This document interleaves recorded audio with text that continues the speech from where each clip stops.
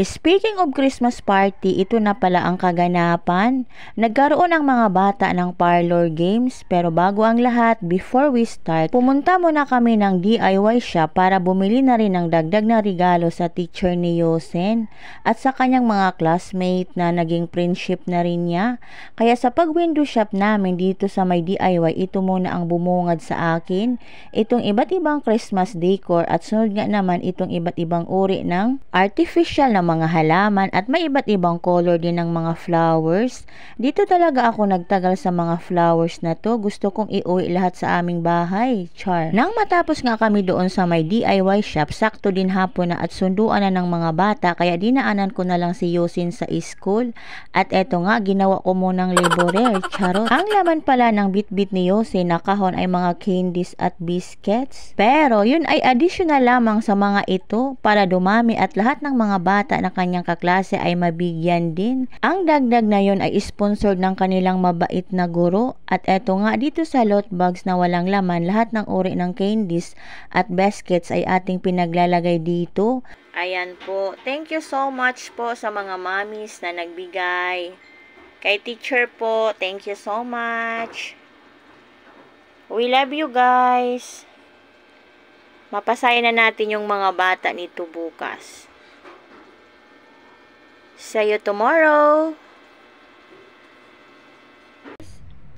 So, itong lot bags, no, na ginawa ko kanina, na nilagyan ko siya ng tigsa 10 iba't ibang klase ng biscuits saka candies. Dadagdagan ko siya ng 5 na iba't ibang klase din ng candies saka biscuits, no, para magiging 15 yung laman niya. No, so equally divided talaga ito, guys. Walang lamang. So, yan lang. Maglalagay tayo. 1, 2, 3, 4,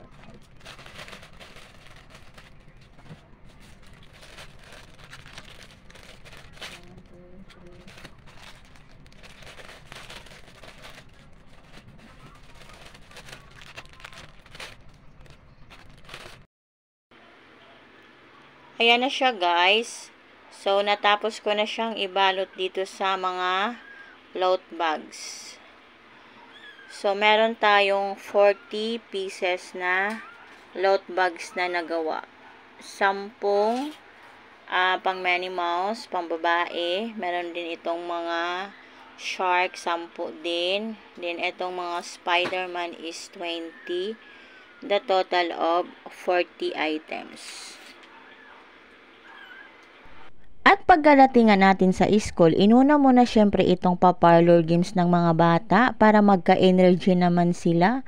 May mga bata din na willing sumali at di nahihiya, pero may iba't ibang bata din na hindi sumali at takot silang makipagbardagulan sa kanilang mga kalaro.